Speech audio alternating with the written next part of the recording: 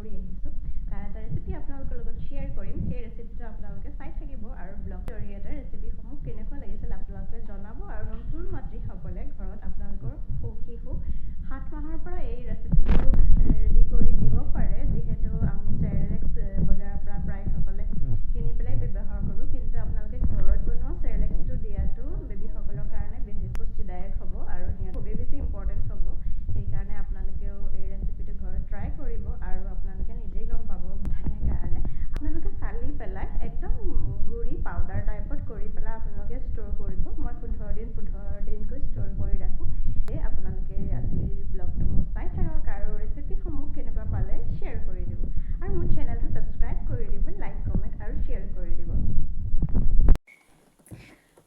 আনহাতে আৰু এটা প্ৰশ্ন আছিল যে মোৰ এগৰাকী বান্ধৱী তাইৰ ভনীয়েক হয় মোৰ লগত খুব ৰিলেশ্যন ক্ল'জ সৰুৰে পৰা একেলগে স্কুল যোৱা তাইৰ বাচ্চাটো আমাৰ মিডভিটোৰ লগতে বয়স একেই মাত্ৰ 3 মাহ সৰু তাই মাজতে এবাৰ কৈছিল যে এতিয়া যিহেতু এবছৰ হৈ গ'ল তাৰ তথাপিও আগৰ যিটো শকত আছিলে সেইটো এতিয়া একেবাৰে নাই বহুত ক্ষীণাই গ'ল সেইকাৰণে বিভিন্ন ধৰণৰ ক'ৰবাত গ'লেও হওক বিয়া সবাহেই হওক বিভিন্ন ধৰণৰ বাৰ্থডে পাৰ্টি তেনেকৈ গ'লে ওচৰৰ মানুহেও তেনেদৰে সম্পৰ্কীয় মানুহেও কয় যে ইমান শকত আছিল ল'ৰাটো ইমান ধুনীয়া আছিল দেখিবলৈ গোলুমোলু আছিলে ইমান বেছি ক্ষীণাই গ'ল খোৱা বোৱা তাৰ বেয়া নেকি বা খোৱা বোৱাত কিবা অসুবিধা হৈছে নেকি তাই সেইটোক লৈ খুবেই টেনশ্যন তাই সেইদিনা মোক ফোন কৰোঁতেই কৈছে কিন্তু মই তাইক বুজালোঁ যে সেইটো একেবাৰেই নহয় কাৰণ ল'ৰা ছোৱালী এবছৰৰ পিছত খোজকাঢ়িব পৰা হয় আৰু লাহে লাহে দৌৰিব পৰা হয় মিডভিকো তেনেদৰে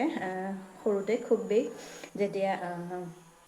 যেতিয়া এবছৰৰ আগৰলৈকে খুবেই গলু আছিলে খুবেই শকত আছিল দেখিবলৈ মৰম লগা আছিল এতিয়া অলপ ক্ষীণাইছে কিন্তু তাৰ ৱেইটটো যেনেকুৱা আছে যিটো বয়সত ৱেইট হ'ব লাগে যিহেতু এতিয়া তাৰ 23 মাহ চলি আছে সেইটো ৱেইটতে আছে খুব ধুনীয়াকৈ আপোনালোকে এটা কথা মন কৰিব যে আজিকালি আমাৰ মাতৃসকল নিউ মমছসকল তেওঁলোক এডুকেটেড হয় আৰু তেওঁলোকে বহুখিনিয়ে জানে আৰু আনহাতে আপোনালোকৰ হাতত মোবাইলটো থাকেই বা ডক্টৰৰ লগত আপোনালোকৰ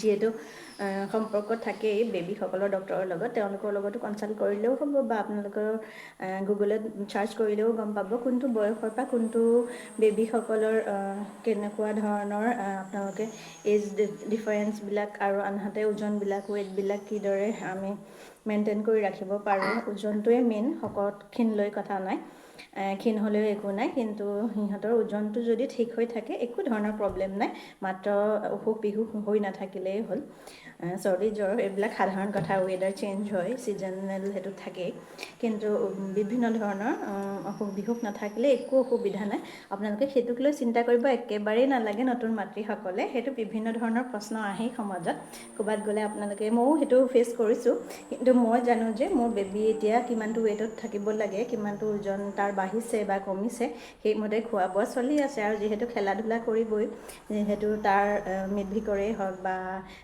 ভণ্টিগৰাকী টিকলাৰেই হওক ওখ হৈছে হাইট বাঢ়িছে তেনেদৰে আৰু বিভিন্ন ধৰণৰ এক্টিভিটিবিলাক কৰি থাকে এতিয়া ল'ৰা ছোৱালীয়ে খুবেই দৌৰা পৰা কৰি থাকে খেলা ধূলা কৰে যিহেতু গোটেই ঘৰ দৌৰি ফুৰে মিডভিকৰ নিচিনা সেইকাৰণে ক্ষীণাবই সেইটো একো এটা ডাঙৰ কথা নহয় আপোনালোকে খালি ওজনটো তেওঁলোকৰ চাই থাকিব আৰু খোৱা বোৱা যাতে ঠিকমতে কৰি থাকে সেইটো লক্ষ্য কৰি থাকিলেই হ'ল সেইটোক লৈ চিন্তা কৰিবলগীয়া একো নাই ন মিডভিক হয় না অঁ বুলি কোৱা সেইটোক লৈ চিন্তা নকৰিবা কোৱা মাহী মাহী সেইটো চিন্তা নকৰি কোৱা না না না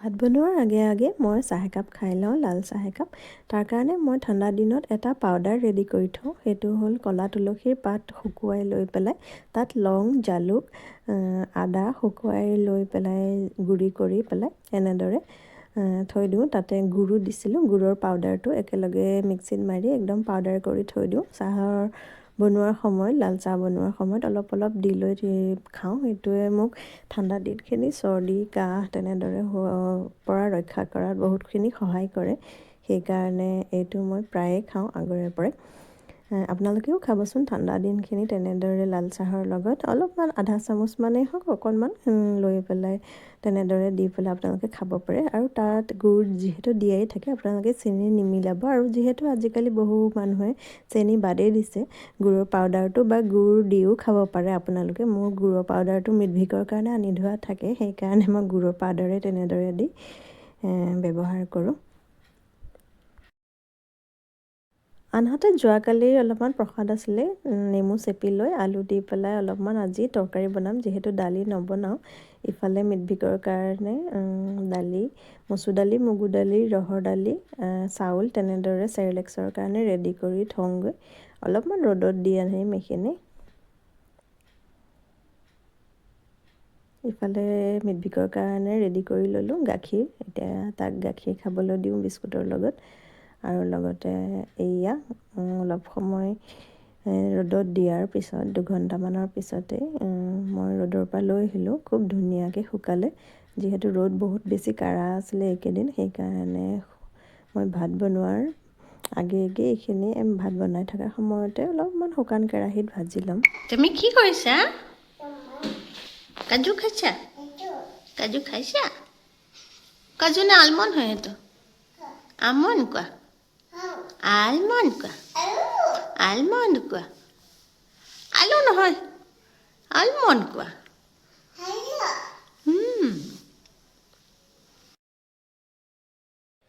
মিডভিকে আজিকালি অকলে খেলি তাক খোৱা বস্তু হাতত কিবা এটা দি দিব লাগে, খুব ধুনীয়াকৈ খেলি থাকে। গোটা বস্তুবিলাক আজিকালি ধুনীয়াকৈ খাব পৰা হৈছে, সেইকাৰণে কিবা নহয় কিবা এটা দি দিলে, কাজুৱেই হওক, খেজুৰেই হওক বা বাদামেই হওক, তেনেদৰে দি দিলে খুব ধুনীয়াকৈ অকলে খেলি থাকে। আজিকালি যিহেতু সি নিজৰ লগতে ব্যস্ত হৈ থাকে আৰু ইমান কথা ক'বলৈ শিকিছে নহয়, খুব ধুনীয়াকৈ কথা কিছুমান কয়। আৰু কিছুমান টান শব্দবিলাক সি একদম প্ৰথম আখৰটো কৈ পেলাই থৈ দিয়ে, তথাপিও সি চেষ্টা কৰি আছে ক'বৰ কাৰণে।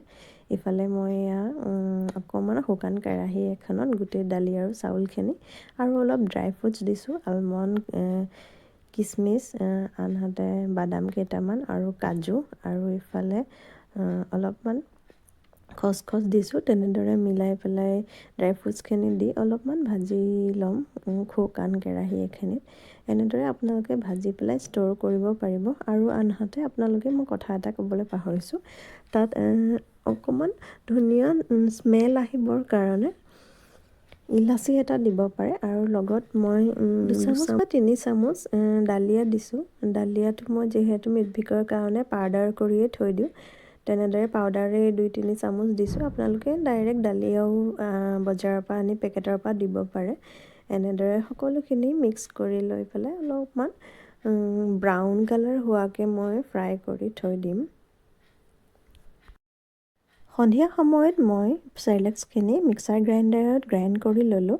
আৰু একেবাৰে পাউডাৰ কৰা নাই, যিহেতু মিডভিকে গোটা আহাৰ খাব পাৰে, সেইকাৰণে অলপহে গ্ৰাইণ্ড কৰি থৈছোঁ। এইখিনি মই এতিয়া প্লাষ্টিকৰ টেমা এটাত ষ্ট'ৰ কৰি ৰাখিম 15 দিনৰ কাৰণে। আপোনালোকে বাৰিষাৰ সময়ত কিন্তু এয়াৰটাইট কণ্টেইনাৰহে ল'ব, প্লাষ্টিকৰ টেমাত নথ'ব। এনেদৰে মই ষ্ট'ৰ কৰি ৰাখিম।